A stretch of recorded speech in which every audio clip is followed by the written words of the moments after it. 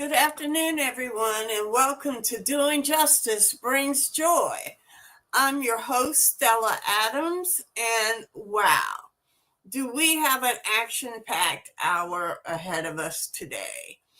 I'm a little jet-lagged or tired or whatever. My plane got in late last night, around 1:30 from DC, where I attended the NCRC conference, which was just amazing. I had hoped to bring you video from the event, but I was not able to figure out how to upload the segments. So you have to forgive me for that. But we have plenty to talk about today. So I think I want to start out on a joyful note. And I'm going to bring us up to date on the Costco, the Target chart. So that's where I'm going to start everything. We're doing our thing, people. We're doing our thing. And I've got lots of updates related to that. So I'm going to start by trying to share my screen, if I can even remember how to do that.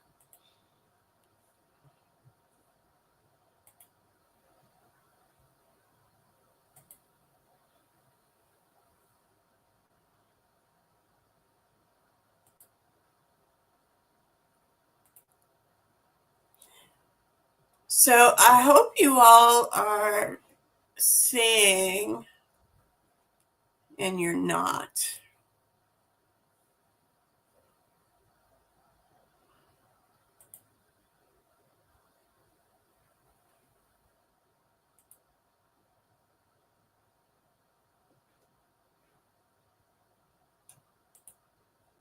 I want to make you all see this.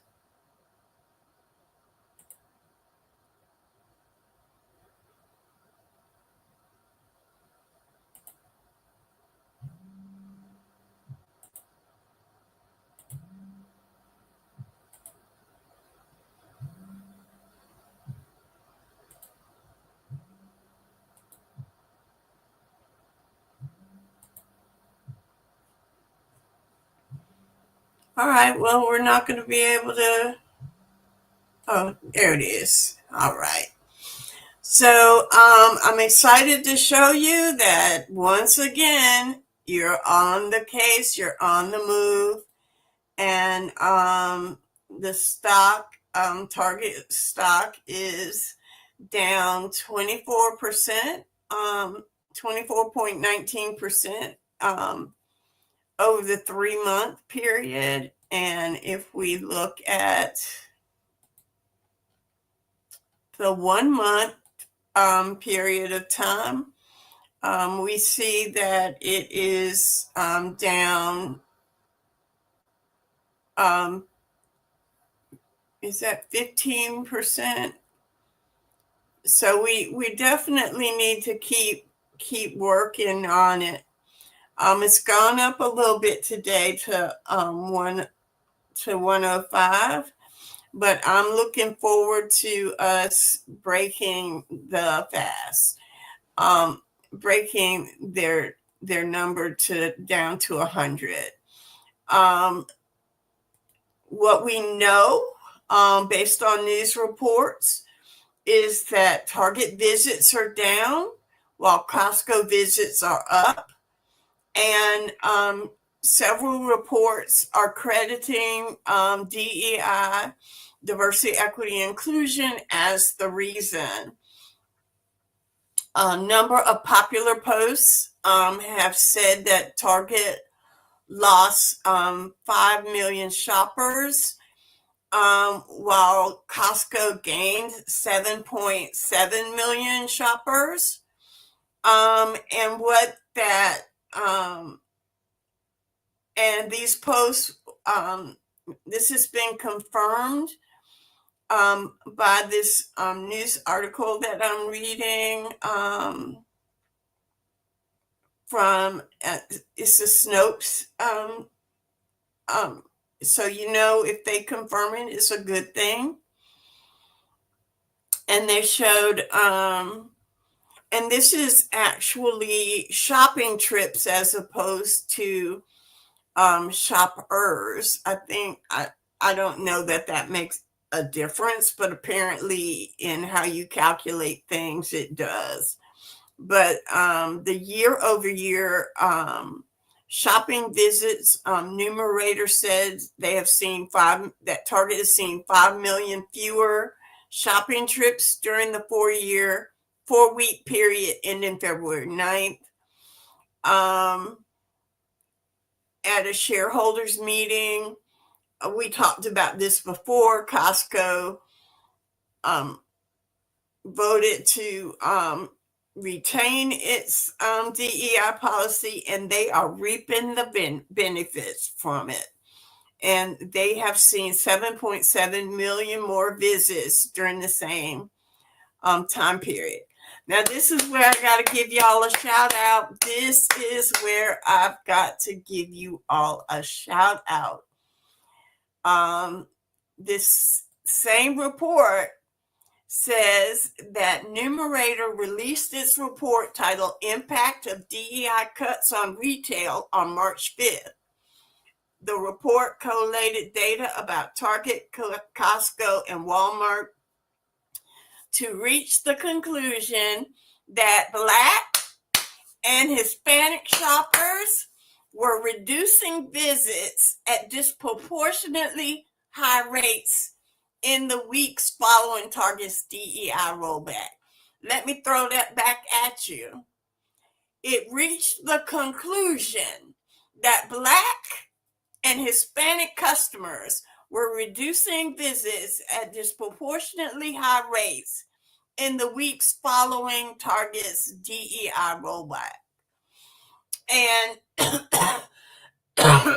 at the same time, Costco had attracted many of these same customers at its store. And then Hispanic and Black households are contributing more than fair share to the Target's traffic decline. And that Target's traffic had fallen 4.9 million in 4 weeks, ending February 9th. And as we know by looking at this chart, that was just the beginning. It's just going to get better from here. And that on March 4th, in the report on its fourth quarter earnings, we talked about this where he was saying, it's soft performance because it was so cold, and consumers were concerned about consumer confidence. No, Numerator is reporting that it's us, Black and brown folks, saying no to Target and yes to Costco. And then there's another earnings report, according to Placer.ai, which is another company that provides shopper data. And visits to Target stores had fallen, check this out, my people, every week since its January 24th DEI announcement. And for us, the target date is January 27th, when Pastor Jamal Bryant called for the Target fast. Every week since January 4th DEI announcement compared to the same weeks in 2024. The traffic dip continued into March. This is for Target, dropped every week since the DEI announcement.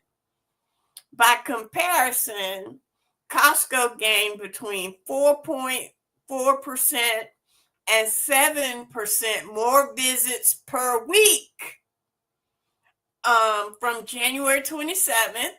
That's when the call for the boycott came, to March 16th. So this data is more up to date.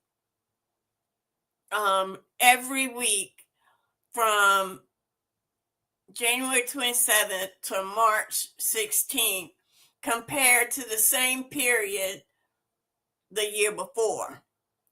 Placer.ai said the company uses a panel of tens of millions of devices and utilizes machine learning to make its estimations for visits to locations across the country. The company's data visualizations presented by Bloomberg and seen by Snopes, which is, Snopes is the site that debunks things. They are not debunking the DEI effect on Target. They are confirming it. It showed the traffic data in percentages rather than in the millions of visits, meaning it was not directly comparable to numerators, but the basic premise is the same, that Target lost shoppers and Costco gained them following Target's January 24th announcement. And that appears to be supported by Placer.ai's data, Numerator's data, and Bloomberg. Okay. So we are doing our thing, people. We are doing our thing. Keep it up. It's going to be hard on y'all the next couple of weeks, I know, because we're rolling up on Easter, and I know y'all want to get those Easter baskets, but you got to get them from Costco. Do not go into Target. Do not go into Walmart. Don't let they're going to start the discounts like you will not believe. But get that Easter bonnet from someplace else. Do not get weak. Don't let those. Now, y'all know Stella loves a bargain. And get the shakes when things get at 50% or higher on discounts. But we got to break the habit. We got to stay firm on the fast until April 17th. Not one dime. You're doing your thing. Keep it up. And I'm just so proud of the work that you're doing. I'm just so proud of you. Now, I want to report that I spent this week at the NCRC conference, the National Community Reinvestment Conference. And it was both inspiring and troubling all at the same time. Mark, I see you're here, and I just want to tell somebody and talk about it a little bit. So if you don't mind joining me. Not at all. Before you talk about it being disheartening, I just have a question for you based on what you went to and everything like that. But a friend of mine went and was disheartened as well. They went to a conference yesterday, or a talk about Medicaid, and it was actually held at St. Joseph's and everything. And they were an activist, I would say, in New York when they were there and everything, and they've become reactivated in terms of being activists lately and everything, partially because of things that were going on in their own housing space and everything. But they told me that they were, and I did not get a chance to go, even though I understand they were offering free food and everything in order to get people there, that they were disappointed by the attendance at people. And it was at a prominent, because it was at St. Joseph's, which, I work at Hayti, and Hayti was the original St. Joseph's, but it was at St. Joseph's. But they felt, and from what I saw on the Facebook, that not enough people knew about the event, and it seems like a lot of people just didn't care and the thing. So they were frustrated by that, to say the least. So I was just wondering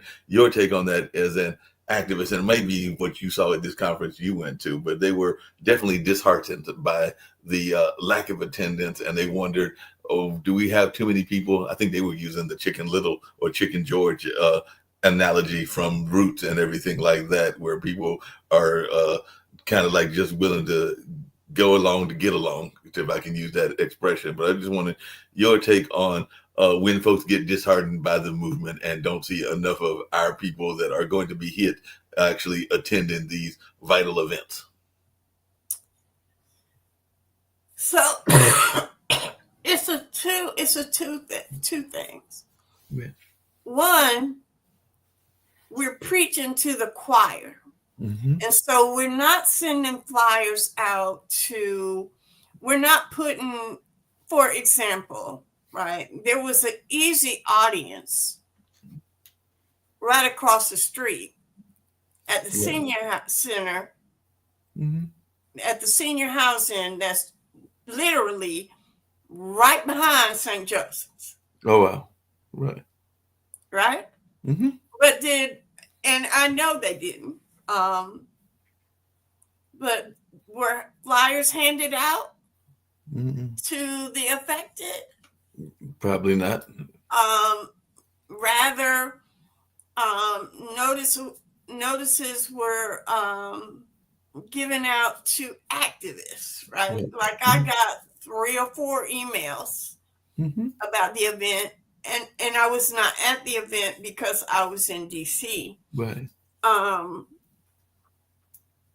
That I know the residents who are at the Whitted School Senior Center, they would have been interested in going.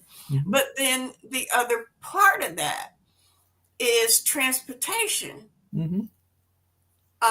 to get to events by impacted people, right? Because the people who are impacted by Medicaid expansion or loss, the people who are impacted, who are getting these, who are losing these benefits, are also the most vulnerable. They don't have transportation, and access to some of the transportation methods that we have are not effective. Right. Again, we're not thinking about who needs to be in the room, right? And so there was notifications to the churches, but was there an effort to coordinate church buses to take people there? And so we ended up getting the and then there, so that's one of the things that when we're thinking about outreach, are we really doing the logistics of it, right? And I'm becoming more and more aware of it.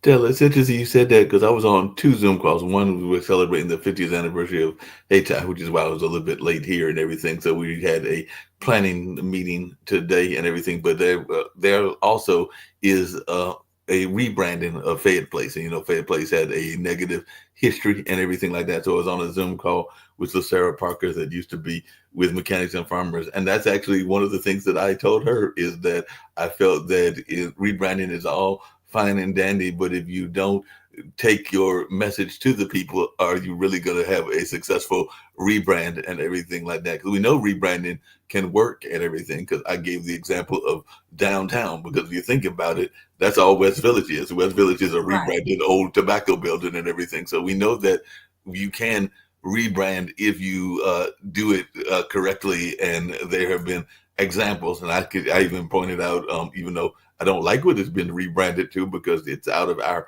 price range. But Few Gardens is a successful rebrand because that's a highly expensive area now, whereas it used to be the projects and everything like Mm-hmm. that. But I'm just what I told Liz Hera. I was like, wait a minute, if you're going to, and she even agreed that it's a message that churches say is take the message to the people. Don't expect the people to come to you. And I think that a lot of times the activist community is expecting the people to come to them, and they're not doing enough of a job of taking the message to the people, which is what you're saying. And the other piece of that is that as an activist, right, I'm in an echo chamber. Mm-hmm. Like everything that I see and hear all day long is around justice issues, right? Right.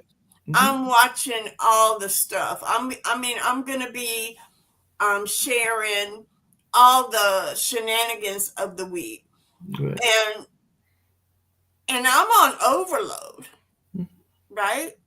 But my neighbor, if I'm not telling her about it, she doesn't know. She's not paying attention. Right. Okay. She's like watching Beyond the Gates, Mm-hmm.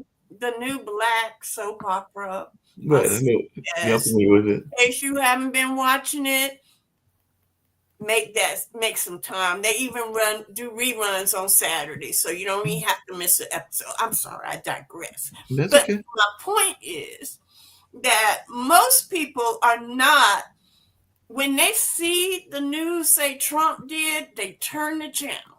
Right. They don't want to hear it. They're overloaded. They're They don't overloaded. want to hear it, right? Or they don't do politics, or it doesn't matter to them, right? So But we all politics matters, particularly local politics. But you are right. A lot of people get caught up in that notion of I can't do anything about it, so why am I going watch. to yell at the mountaintop or yell at the heels or anything like that? It's almost like the old saying about tilting at windmills. And I think that some people Yeah, feel that us as activists, and I consider myself an activist as well, are too busy tilting at windmills and they don't see enough true change. So then they wonder, well, you're tilted at the windmills, but the windmill has still not really moved and everything like that. exactly, right. And so, if we don't say, "Hey, this Medicaid is getting ready to hit you," until Right. it hits them, right? Right. Like, all this stuff they're talking about doing to Social Security. Do If I weren't an activist, would I be paying attention until I turn 67? Mm-hmm. Probably not. But when I reach 67 and they say what? I gotta work till I'm 70? Or maybe even work to your, or maybe even work to your 80, and then there are things that are hit that we don't even think about how they will impact us and everything. Because I mean, Mm-hmm. he just recently announced that he wants the Smithsonian, which is there up in DC, to be Oh, that's in the news. more politically correct, which means that there'll be at least, I can think, because we were talking about this on World Edition earlier, and Jacoby brought up one of them, at least three or four um, Smithsonian's that would be impacted, including one that was designed by a gentleman from here, because Phil Freelon was very much involved in the African American Museum, which is part of the Smithsonian. When Obama was inaugurated, I remember at his first inauguration, because I did go to that inauguration, spending time in the Native American Museum as well as the Aviation Museum. The Aviation Museum probably wouldn't be that impacted, but it might be impacted. But definitely the Native American and the African American Museum, and the one that Toby brought up, which is the Holocaust Museum, because there's a number of museums that are ethnically oriented and everything. And Oh, if you, and he mentions it. This is something I was going to talk about, so we might as well do it today, right? Saving our Smithsonian. This I'm reading directly from the executive order. right, Um, the vice president, in consultation with the assistant to the president of domestic policy and the special assistant to the president, shall work to effectuate the policies of this order through his role as regent of them. And what their duties are is they point out that they're going to impact the National Museum of African American History and Culture Mhm. because it has proclaimed that hard work, individualism, and the nuclear family are aspects of white culture. The forthcoming Smithsonian American Women's History Museum plans on celebrating the exploits of male athletes participating in women's sports. These are just a few examples of the white male washing they plan to do of history. And they've titled this thing Restoring Truth and Sanity to American History. And they say that over the past decade, Americans have witnessed a concerted and widespread effort to rewrite our nation's history, replacing objective facts with a distorted narrative driven by ideology rather than truth. Okay? Because I want to be included as a Black woman in history, I'm being driven by ideology rather than the truth of my existence. Exactly. Wow. This revisionist movement seeks to undermine the remarkable achievements of the United States by casting its founding principles and historical milestones in a negative light. Under this historical revision, our nation's unparalleled legacy of advancing liberty, individual rights, and human happiness is reconstructed as inherently racist, sexist, oppressive, or otherwise irredeemably flawed. So, in other words, if the history reflects that The truth. America was a slave holding, abusive to women, abusive to oppressive to minorities and Native Americans, that if we tell that truth about our nation rather than the myth of sitting of the pilgrims and the Indians sitting down eating Thanksgiving dinner, we are distorting our history rather than telling our history. And it goes on to say that this effort to rewrite history deepens societal divides and fosters a sense of national shame, disregarding the progress America has made and the ideals that continue to inspire millions around the globe. I guess that President Trump never heard of something called the Trail of Tears or the Oh, Great no, Passage. no, no. And you know what? He doesn't even know his own history. He doesn't even know about the how Irish potato famine Hmm. folks were brought over in the same damn slave ships Yep. and died Yep. crossing the Atlantic. And oh, he doesn't even understand that the Irish were indentured servants Hmm. that were also um, that were also freed by the 13th, 14th Amendment. He doesn't, they, because, I mean, all he got to do is watch some old TV shows because it wasn't just the Irish, but there was a uh, thing that we definitely got hit by. I mean, African Americans and definitely some Native Americans called sharecropping. But I remember mhm, growing up watching this old TV show that I'm getting ready to name and everything called The Waltons. And in The Waltons, yes, they definitely dealt with that whole sharecropping thing because they would sometimes be trying to get some of those food trades because it was set in the Depression. So there was a little bit of sharecropping going on in there. I think they also touched on some of the moonshine and other stuff that was going on in terms of the way that they would hustle the cars around, if I remember some of the old episodes. But they definitely touched on sharecropping for sure.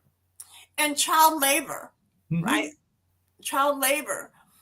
And because when we talk about attacks on unions, we're talking about They talk about how the Nazis used child labor, but America used child labor, and it wasn't until the tenements burnt up with the children, where like 500 children were burned up in the tenements, that we got some sort of labor reform. Um, when you whitewash history and Mhm. gloss over history, you're condemned to repeat it, and we're not going back. We have the memory, but this is why. But he's trying to restore in truth and sanity to American history. In other words, all the efforts that we have made over the past 50 years to incorporate the truth about America's history. What about all of the Native American children who were Right. snatched from their families? Yep. And what are we doing now? We're We're snatched. snatching all of these immigrant children from their families. You want to be able to do that again? Snatching them and sending them back to countries that they don't know. Because we talked about some cases where people have been snatched that haven't been back to their home country in 30 years, and in some cases were not even born in their own country and everything. So in the And country then that you they've been want to sent to, snatch birthright citizenship from these children who have never been anywhere but here. mm-hmm. You this restoring truth and sanity to American history is insanity. It's It's totally insane. insanity, and the dismantling of diversity, equity, and inclusion programs to say that we don't exist, to try to perpetuate the myth that if you're not white and male, you have no intellect, you have no value, that merit is only for people who don't even know how to use Signal. Exactly. They can't even get signal right. Go use signal and go send it the whole plans. I'll be last time I checked, they sent it the whole plans in a military operation to your to anybody, much less your enemies, is the epitome of stupidity. So, Okay, like I said, I have more. I'm sorry. One of the things that this network is known for, because one of the founders is a chess lover, and there's other people that are involved in chess as well. And it's been a minute since I played chess and everything like that. But if I found and I know there's many people that are much better than I am at the game, but if I found a move that I knew was guaranteed to win or had a good chance of winning a game against you, Stella, I don't even know if you play chess or anything. I do. I'm not mailing that email to you. Matter of No, fact, I'm not even emailing it to your husband because your husband might give it to you. So I'm not emailing that to okay. anybody until we play and I use the move that I think is going to be the trump card in the winning. But I'm not And emailing it to a nobody. lot of times chess moves are like strategized on a board, Right. right? Uh-huh. And I'm not gonna sit in your living room, moving my chess pieces, figuring out my play Right. in your house, In your house. okay? And one of them was in Russia Right. on Signal. On signal. Right. Come on, but the only way you can have a meritorious outcome is if you hide the truth about who we are as Right. Americans. Yeah. If you hide, and let me say this, okay? This is the 21st century, not the 12th century, okay? Our intellect, our ability to create, our ability to tell our own stories is real. Mhm. We don't, you can whitewash it all you want to, and all you're going to do is create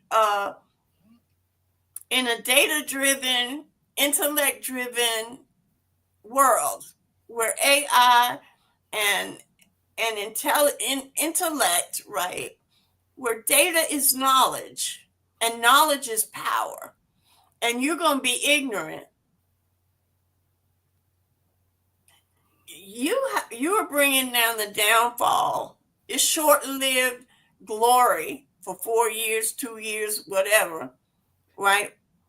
I'm For still, long term loss.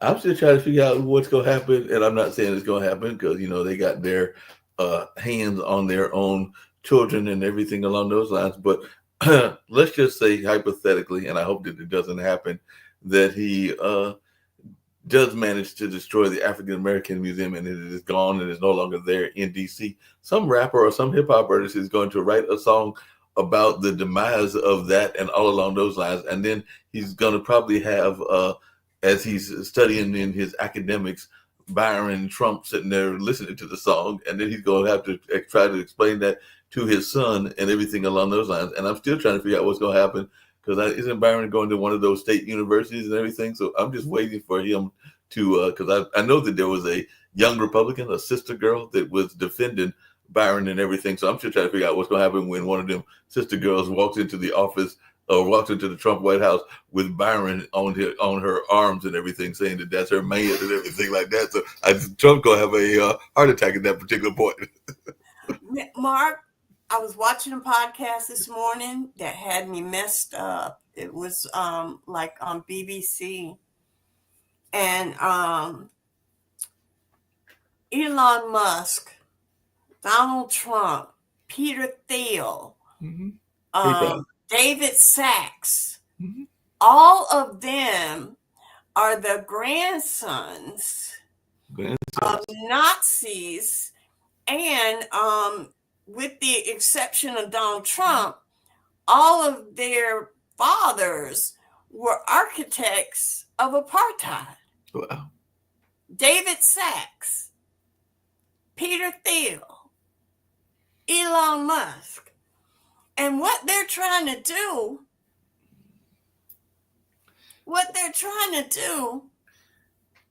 is create the technocratic technocracy that their grandparents and their parents tried to put in place.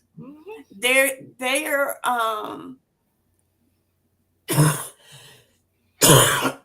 their philosophies are deeply inculcated in Nazism, and they're trying to make America into that haven, and we have to stop it. This restoring truth and sanity to history executive order is ridiculous. He's already taken over the Kennedy Center. He's already undermining what is classical arts and culture. Yep. And now he is trying to undermine diverse culture and art. You attack the artists first. That's what many famous people have said, and you attack the media right after him, and he's going after NPR and PBS. He was calling them communists in a lot of ways. And when I hear these executive orders, and tell me if I'm wrong and everything, but as a student of history, and I hate that he went to my university, if I remember correctly, and everything like that. But I think McCarthy went to Marquette, if I remember correctly, and that's my university and all along those lines. But I'm just thinking that in a lot of ways we have entered a new age of McCarthyism because absolutely. But this time they've kind of learned from their past, right? While we are not necessarily learning the lessons of history, they certainly have, right? Yeah. And so what are they doing? They're undermining the 4 pillars of society. They're attacking the lawyers and law firms. Okay. So, but here's my thing, and if a lawyer won't stand up for himself, he ain't gonna really be standing up for me. Okay? So when that major law firm capitulated Yeah. and capitulated over that executive order instead of fighting it, what I think about their ability to defend and protect their clients is not much. You won't defend and protect yourself. You can't defend me. So I take my dollars away from that firm if I wanted a real defense. I You know that's right. capitulate. Reverend Barber in the alternative State of the Union said something that is just sticking in my gut. And he was like, a would-be king cannot become king unless you bend the knee. Yeah. But it's, Unless you bend down and bend the knee to the king, he's not a king. but how And many you got people? to stand. Yeah. Well, you got to have too many people standing up. That comes down to we were talking about even getting the message out and everything, even with that Medicaid and everything. But you got a lot of people Mhm. that are bending the knee, and we saw that Christy Nome bended the knee, and now she's over there saying she's going to send more people to El Salvador. And he had somebody that was going to be his UN ambassador, but he was afraid that he was about to lose control, so he gave the seat back to her because he's like, "Nah, Elsa, you can't be in the UN. I need you back the House because otherwise I'm about to lose control to the Democrats, and I can't have that." You know, but she's a woman, and so she just needs to do what he says. Um, I just want those women to go watch a movie that I was a fan of when it first came out. Of it was a book as well and everything, but I don't think any of those women have read The Handmaid's Tales. well, Mark, The Handmaid's Tale it's been a TV series Yep. on for the past 6 or 7 years, and if you didn't pay attention, um, you know, and what I want people to do is understand this is dystopian. There are books, 1984, all kinds of George Orwell. Read them, right? Read these books. Ray Bradbury, The Illustrated Man, okay, where the Illustrated Man was covered in tattoos that protected history because it wouldn't be lost because it was on his body, It was on his right? body. Because they were burning books. Mm-hmm. They had burnt so many books, so he had tattooed all these books. The Book of Eli, and Right. with where people memorized the entire Bible Mm-hmm. and protected the versions that were in Braille because everybody couldn't read Braille, and maybe you could protect the script that way. We have to start thinking about how are we going to preserve and protect the true history of America, Right. right? How are we going to make sure that generations going forward will understand that Native Americans once dominated the population of this country, but their gift of blankets in the wintertime were biological warfare, Right. giving smallpox and killing folks. Okay. Here we have, at the same time that he wants to restore truth and sanity to history by whitewashing our history with myths. At the same time, he's cutting hundreds of billions of dollars from disease detection. That's shutting down. My mind cannot grasp the logic behind. You got a measles epidemic in Texas, Mm-hmm. and you're going to shut down all of the health departments in Texas, and you're going to take the money away from the health departments and the CDC to track measles.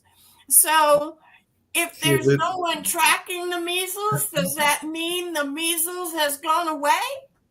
no, that wouldn't make logical sense. But then again, that makes almost as much logical sense as, and I know I'm way behind on mine and everything like that, but you're going to switch the student loans from the Department of Education to the SBA, and the SBA doesn't have any knowledge of college loans, and these kids are going to be totally lost because they're going to be getting all kinds of crazy notices. And like I saw one post on Facebook, they said basically that they were going to ignore it because that's not who sent them the original loan and everything, and they have a somewhat legitimate point because it's not their original creditor. So what you gonna do when the people are like, "Nah, I'm not sending you no money because you weren't my original creditor"? Um, this this buying debt, they have deregulated everything, but if we're going to ignore, so we're not going to track bird flu, Yeah, right? We're we not have a going to track. comment. Melissa Aaron said, "Remember, they said black people don't need vaccines." Come on, Melissa, tell it. I mean, yet, you know, interestingly enough, the first effective vaccine in America, the smallpox vaccine, it was brought over. The knowledge of how you fight smallpox came over from with African slaves. Mm-hmm. Enslaved people Yeah. um, were the ones who were inoculating themselves. The oh, I'm I'm I'm so I don't understand. My husband,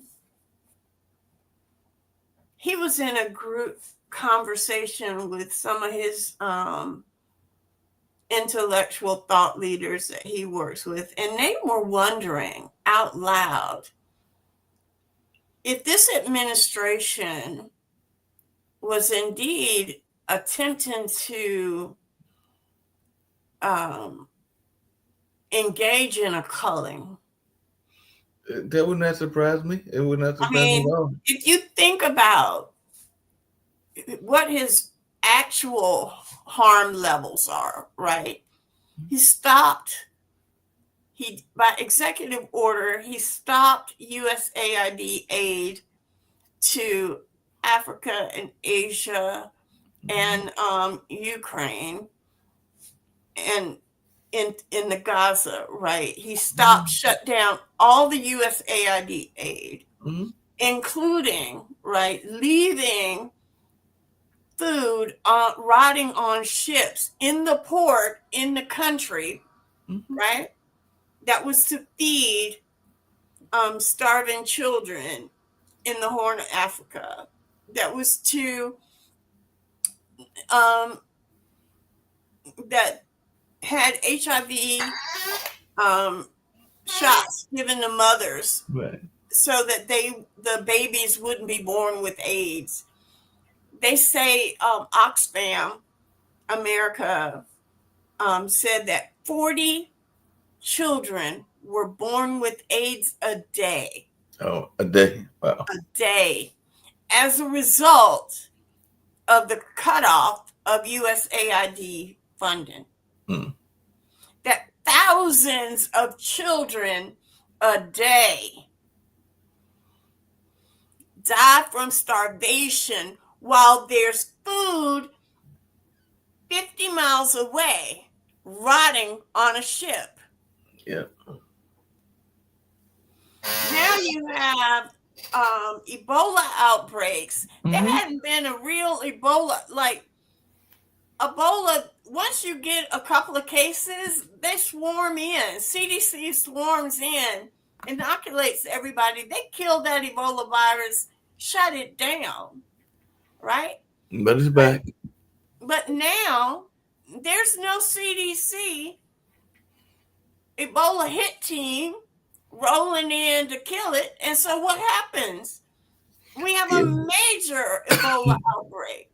But Hmm. the thing about viruses and germs is they don't have boundaries. No, no boundaries. It took what, 3 months to create a worldwide pandemic Hmm. of COVID? And you're going to shut down. We're not even going to be able to monitor it. We're not even going to know when it gets here because you withdrew $191 billion that was meant to monitor and protect us from the next virus Yeah. because you said COVID doesn't matter anymore. And because you got RFK Jr. in charge. I don't even think RFK Jr. is that crazy. I really don't.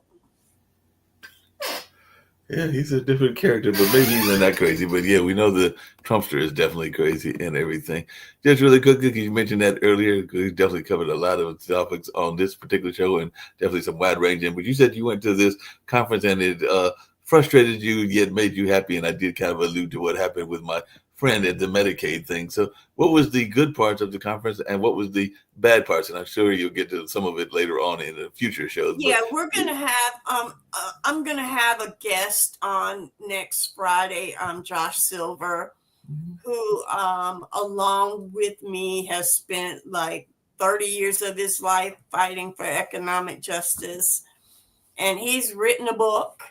And he said when he wrote the book, he thought it would be a blueprint for the future, and instead it's turned into a history book, wow. because they Trump this week while we were at the conference wiped away 30 years of our collective work.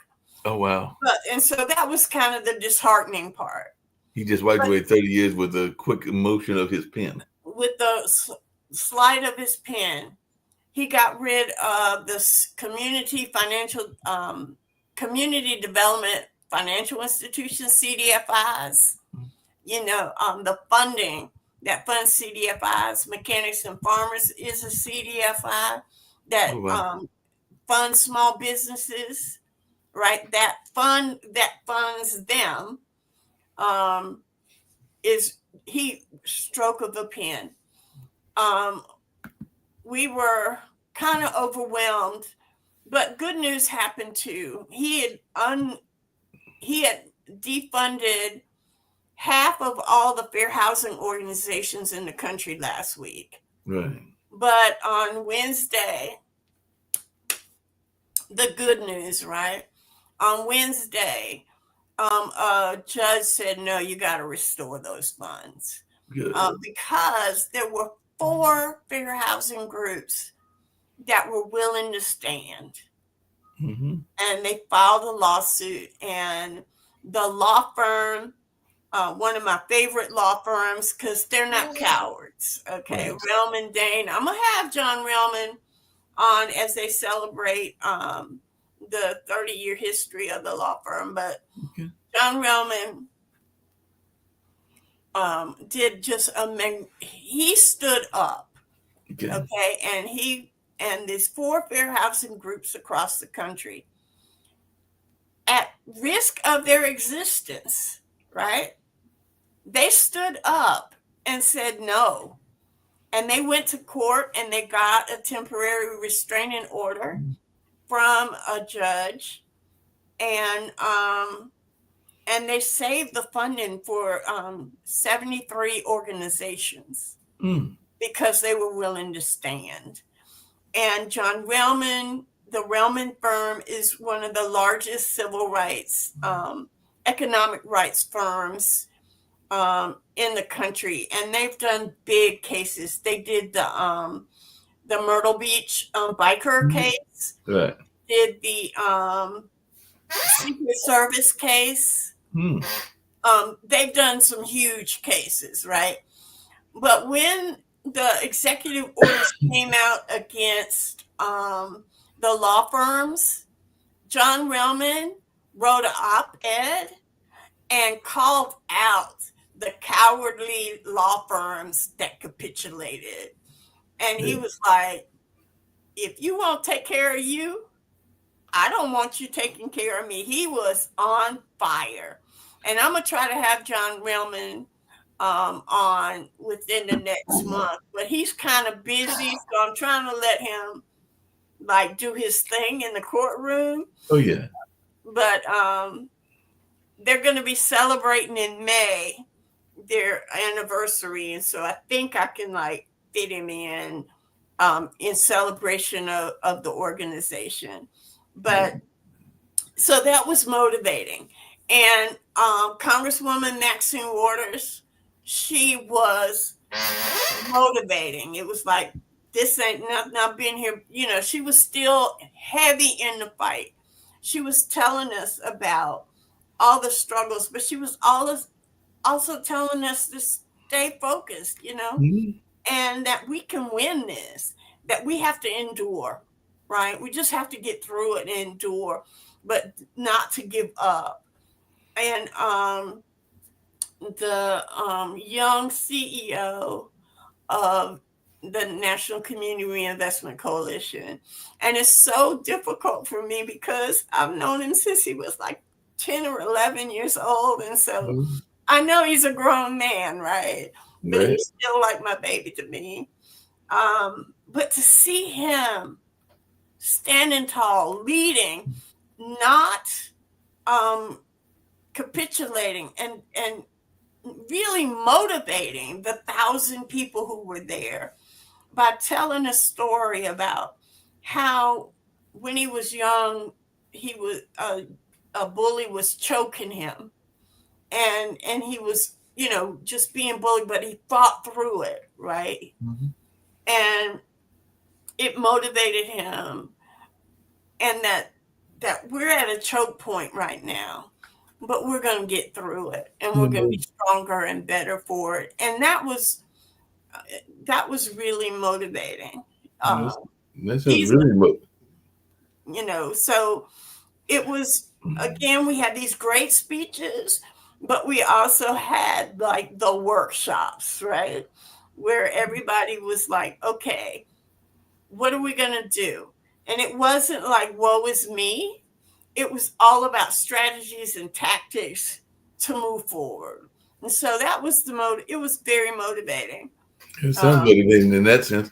When are we going to get Natalie Murdoch on? Because I know she's been doing some stuff around maternal health and morality, and of course, she's one of our state senators and everything like that. But I know she'll probably be a great guest. You got to get her on at some point because I know. oh, I will. You know what? I'm going to try to schedule her for Mother's Day. Yeah, that'd be good for Mother's Day. She'd be a good guest for Mhm. Mother's Day because I know she's been doing that work with maternal health and all along those lines, and in addition to some other bills that she's been having out there. But yeah, she'd be a good. And I want people to recognize that next Friday, April 4th, Mhm. will be the commemorative date of the death of Dr. Martin Luther King. Yeah, but actually on that call that I was talking about on, and she'd be another good guest on the Hayti call, Anita Neville, who's on that same committee, she came in and said that St. Mark's is doing a celebration in commemoration of Dr. King and everything like that. So that'll be taking place on April 4th. So literally a week from today, I think in the afternoon, if I remember correctly, but it'll be taking place on Friday, just down the road from Hayti or up the road, depending on which way you're coming and everything. But it'll be in that general area and all along those lines. So hopefully folks will attend that to honor the legacy of Dr. King because that's part of what it is. Because Dr. King is probably rolling over when he's seeing some of these things that Oh, are going on and everything like that. I I gotta, know he's worried about that arc of justice at well, this yeah, point, but yeah, he's definitely but worried about that arc of justice because that's what he was all about. I know we're going to wrap up and everything, but I do have to tease you just about injustice, and it's a different type of injustice and uh-uh. everything, and all along those lines. But I did watch the game, and I wasn't saying that I wasn't rooting for them because they're the only one left and everything. But does Cooper Flag get some of the calls and Duke get some of the calls? Because it looked like they did the same call the Arizona player and the Duke player, but one got a flagrant and the other didn't get a flagrant. Even though when I looked at the play and I'm hearing people talk about it on social media, it looked like it was the same takedown move from both players. But the Duke folks got the extra call and the extra foul shots, whereas the Arizona player just got to take the ball out on the side and everything. So yeah, some people are wondering about that because we do have, even in sports, folks that get a point of privilege, for lack of a better term. So let's just say, as a Carolina fan, I might be a little prejudiced in my assessment, but we need to understand who Cooper Flag is going to be. Yes, yes.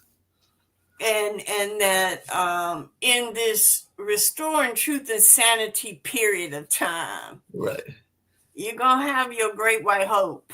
And that's definitely what he is being put out there, is one of them great white hopes. But I'm gonna say this: the boy is skilled. No, the boy got skilled, and I was glad. Skilled. And as one of those people that, while I'm a Golden Eagle fan, my Marquette team and everything, I do follow both of those teams and everything. And I'm sure that there are some people that are feeling some kind of like poetic justice in the fact that they ended his career much in the way that he ended Coach K's career and everything. But Caleb Love did not go out without a fight, because he played for Carolina and then he played for Arizona, and he did have about 34 or 35 points in that game, and they were definitely in the game all the way toward the end and everything. So he was not going out without a fight. Yeah, it's going to be I'm eager to see how the draft goes, but it's almost blasphemy for me to say this out my mouth, but Duke is stacked for the next 2 or 3 years. They got the Boozer boys coming in, and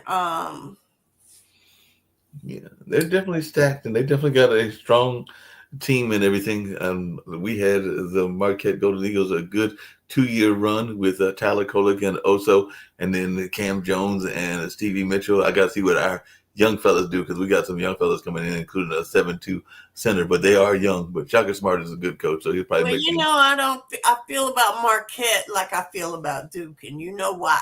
I know why, because they beat y'all back in the 70s and everything, even before I got there, and I do understand that. Okay, and it was on one of them really kind of plays. Like, if the play had been called correctly, y'all would not have won that game. I'm just saying. And they do get still brings, it still brings tears to my eyes. And they do have controversial calls even back in that day and everything like that. But yeah, it'll be interesting to see how Duke goes. But they're not going to have an easy game on Saturday, because they got to play Alabama, and Alabama was shooting lights out. I think they beat Brigham Young by like 30 or 40 points. So they're on fire like that. And Alabama, I know, is Charles Barkley's boys and everything. So yeah, they're not going to have a easy time with Alabama. Did you say Alabama or Auburn? They play Alabama. Duke plays Alabama. And Alabama spanked up on BYU. It was like 100 and something to 80 something. It was like it wasn't a pretty game. Now, did Barkley go to Alabama or did he go to Auburn? I thought he went to Alabama, but I'll double check. I think it was Alabama, but I know he's an Alabama fan. Let's see where Barkley went to school. We can look that up really quickly. That's no problem. We can definitely find out where Charles Barkley went to school, because he might have gone to Auburn, and Auburn plays today. Auburn plays today. I think he went to Auburn. Okay. You're probably right. Charles Barkley, and I know he's just an SEC fan. Let's see, where did he go to school before he became the mound of rebound and everything like that? Yeah, you're right. He went to Auburn. So he was at Auburn in 81 through 84. So he'll be rooting for his Auburn boys this evening and everything. I forget who Auburn's playing. They got to. Oh, wow. Wouldn't it be something? If Alabama and Auburn were in the final? That could be. In basketball, not even a football game, in basketball. Well, Auburn's got to play another basketball school today, because Auburn, which is the number 1 seed in their region, is playing Michigan. And Auburn and Michigan are definitely known more for football, but it's Auburn against Michigan today. This is going, yeah, this is going to be fun. This is going to be fun. I tell you, what we're going to have to talk about save a few minutes for the Shador, see how Shador does, and Travis Hunter, how they do in the draft. Draft. Yeah, trying to so I can tell you what that score was: 113-88. That's how bad Alabama beat BYU. Ooh. Told you it wasn't pretty. Yeah, that's not even a possibility. That just says that we're gonna have a fun game between Alabama and Duke. But Duke is going to win that game. They're gonna beat Alabama. They'll probably beat Alabama in the games this evening, the ones that are trying to determine whether they're going to get to the Elite Eight. And there's a couple of good ones. Kentucky's going to be playing Tennessee tonight. Michigan's playing Auburn. Purdue's playing Houston. And Texas Tech is playing Florida. All of those ought to be. Oh, no, I'm sorry. That's tomorrow. I skipped a game. So who did I skip? Oh, Ole Miss against Michigan State. There's some good potential matchups in all of these things. You got Michigan and Michigan State, Alabama and Auburn, Kentucky and Duke. They're just some fun historical facts. Some fun possible matchups. Mm-hmm. And then but what I hate is my babies are not in it.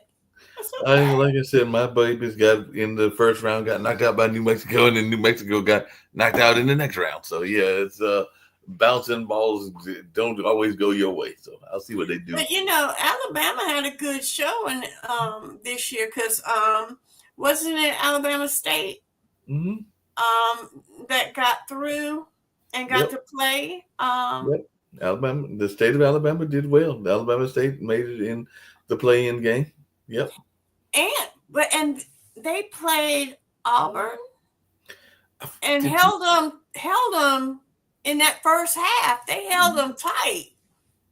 Well, our HBCUs are not doing good. I just don't think we have the conditioning because even in the games when Central plays like against Duke and plays against folks, the first half they're always in the game. It's after that conditioning in the second half that folks get worn out. But yeah, they definitely hold their own. Yeah, that was and I also think there's like a gear switch that goes on at halftime. Like, and no, we're not going back to Alabama losing to Alabama State. And it was Alabama State against Auburn. It was, and they back in March they won. Auburn beat them 83-63, but it was close the first half. Mm-hmm. And then Auburn it was like within 5 points. Mm-hmm. And then Auburn probably woke up. Yep. Cool. All right. Well, look, folks, we got a great show coming up for you next week. Okay. I'm going to have my dear friend Josh Silver promoting his new book about redlining.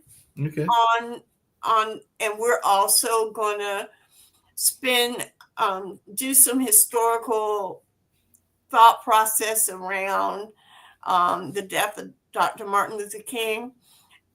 Many of you all may not know, but the Fair Housing Act passed within 7 days of his assassination. Right.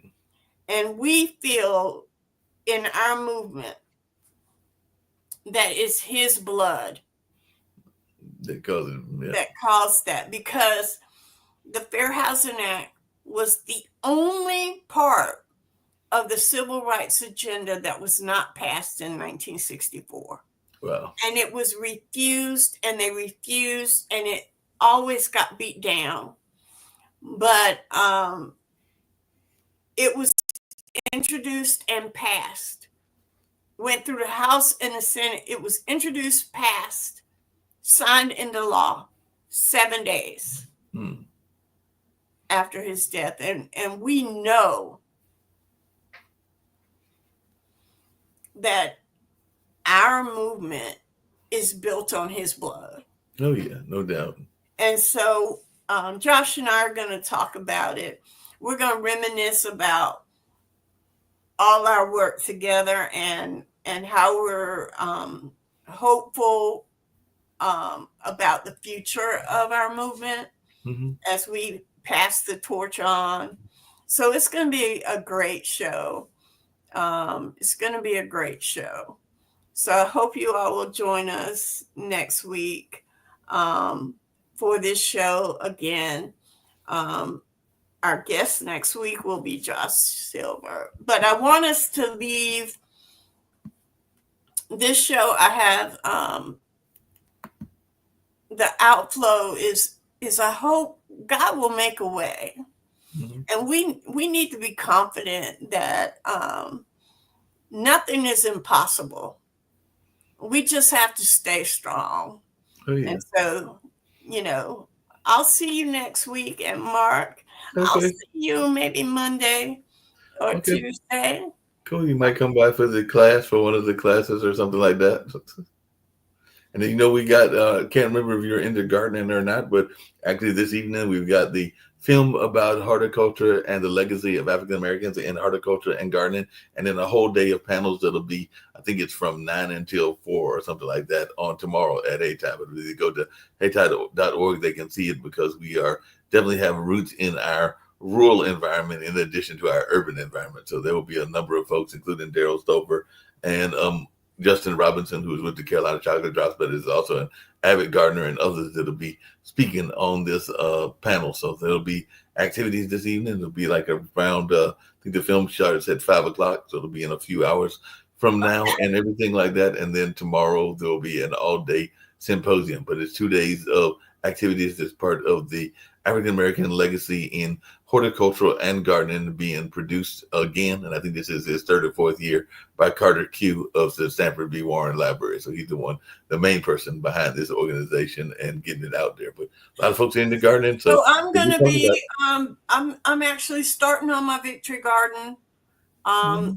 tomorrow because am I going to be paying 25% tariffs on tomatoes when I can grow me some tomatoes in my front yard? No. So I know I've that's right. got my his hibiscus plants came in yesterday. So I'm gonna be growing my own hibiscus for my own hibiscus tea. Right. My rosemary plants came in, and my lavender plants came in. So you can see I'm making a little herb garden where I'm gonna be able to take care of myself, Mm-hmm. and I'm getting my tomato plants this weekend, and I'm gonna grow my own salad. I'm gonna have me like some romaine lettuce, some tomatoes, Mm-hmm. and some onions are hard to grow, They Mark, are they are hard to grow. but chives are not. So I'm gonna have me some green onions, but Yep. I'm gonna have my own little victory garden. And So maybe some potatoes. Potatoes are pretty easy to grow. they are, and I've got my little buds already set aside that I'm gonna put in those potato bags. Okay. Cool. People, it is not as hard. We might do a show on that. People, it's not as hard to grow your own vegetables and strawberries and Mm-hmm. things as you might imagine.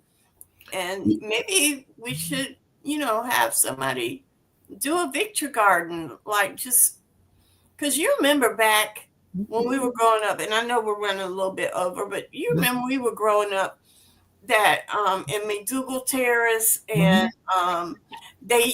everybody had a garden. Yep, that's what I was talking about earlier today on one of those calls, that people would have gardens, and were even gardens in the city limits, whether it was McDougal Terrace or whether it was some of the Fayetteville Street projects. But yeah, a lot of folks would have gardens, and even here, there's a meaning Duke Manor, there's a young lady. I think she's still growing it, but this is like her 5th or 6th years. But she is a transplant from Brazil, and she used to have some very pretty sunflowers that she would grow that would go up Mm-hmm. to the next floor and everything, because she's on the lower level, much like I am. But the sunflowers she would grow would go up to the second floor and everything. But there was some very pretty sunflowers. I can't remember if she grew them last year, but I knew she grew them the year or two before and And I everything. don't know, it became some kind of public policy that you couldn't have gardens in public housing anymore, and they tore out all those gardens. That's just a horrible public policy. Yeah, well, Yeah, like, public policy to restore truth and sanity to our history. Yep. So I will see you next week, Mark, and Sounds good. thank you all for participating in this week's Doing Justice Brings Joy. Again, I'm so excited that my friend Josh Silver will be my guest next week um, as we talk about his new book on redlining and we commemorate the life of Dr. Martin Luther King. So see you next week, and remember, doing justice brings joy.